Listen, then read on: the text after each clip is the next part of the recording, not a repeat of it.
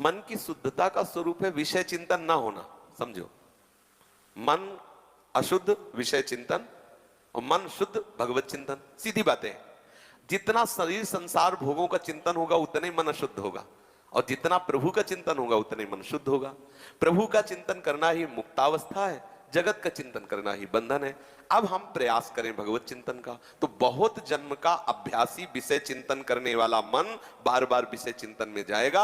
हम उसे हटाकर बार बार भगवत चिंतन में लगाएंगे, यही साधना है। और जब सिद्ध हो जाएगी तो मन जाना बंद कर देगा, श्री जी में लग जाएगा। हमें बिल्कुल परेशान नहीं होना। सबसे पहली बात, इस मार्ग के पथिकों को उद्विग्न नहीं होना चाहिए, परेशान नहीं होना चाहिए कि अब मन नहीं लग। हमने खूब अनुभव किया इस मन की चाल को। ये अंदर की बातें कहते हैं।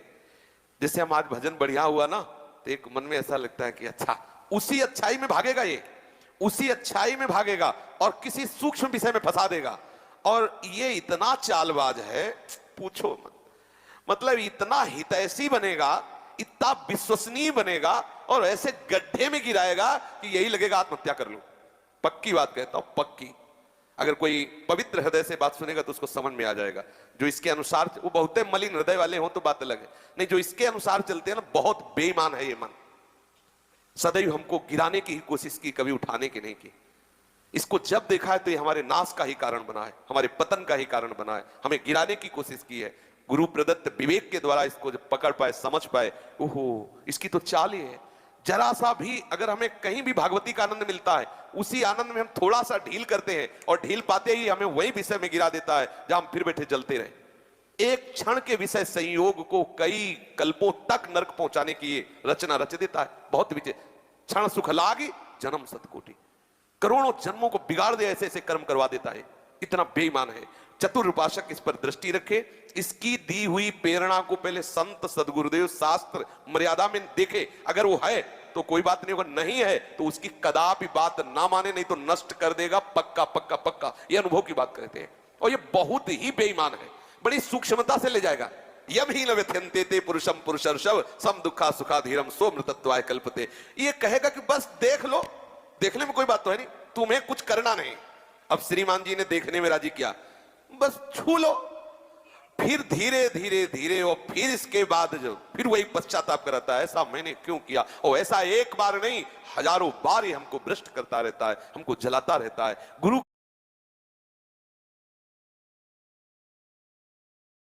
कृपा से प्राप्त विवेक धीरे, और फिर इसके बाद जो फिर वही पश्चाताप कराता है, ऐसा मैंने क्यों किया। और ऐसा एक बार नहीं, हजारों बार ये हमको भ्रष्ट करता रहता है, हमको जलाता रहता है। गुरु कृपा से प्राप्त विवेक के द्वारा पकड़ मिल गई तो ये फिर शांत हो जाता है धीरे धीरे। इसलिए हमें पहली बात समस्त उपासकों से प्रार्थना है, ये 1 करोड़ बार गिरावे तो भी हताश मत होना।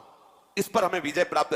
1 करोड़ बार मुझे फेल कर दे तो ऐसे नहीं होना कि अब क्या करूं, 1 करोड़ बार हार गया। इस पर हम विजय प्राप्त करेंगे, और ये बस में होगा। क्योंकि अगर वश में ना होता तो भगवान आदेश ना करते। ये वश में होता है, लेकिन बहुत जन्म का खिलाड़ी है, और हम इसी के अधीन रहे हैं। ये हमारी नस नस से वाकिफ है, वो जानता है कौन सी नस दबा देंगे तो गिर जाएगा। सच्ची मानिए, इसको देखा है, बहुत नजदीकी से देखा है। ऐसा फुसला के गिराता है, पूछो मत, आपको पता ही नहीं चलेगा कि गिराने जा रहा है।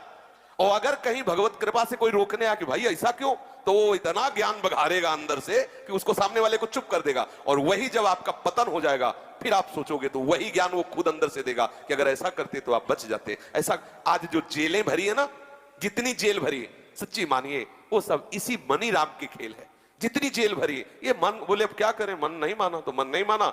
1 मिनट की क्रिया ने 20 वर्ष की जेल दे दी। ये मन बहुत विचित्र है, और जो इस विचित्र मन को मार ले वही जगत बंधनी हो जाता है, वही महात्मा हो जाता है। घबराने की बिल्कुल जरूरत नहीं। हर बार परास्त होने पर फिर हिम्मत करेगी, अब की बार तो मारूंगा इसे, अब की बार गिराऊंगा। और एक दिन गिरा दोगे, पक्का गिरा दोगे, क्योंकि भगवान के अंश हो तुम, निश्चित इस पर विजय प्राप्त। पर हारना नहीं। इसमें होता क्या, इतनी बार हरा देता है कि फिर युद्ध करने का मन नहीं होता, लगता है अब जो हो गया अब क्या होगा। इतना समय पक्का।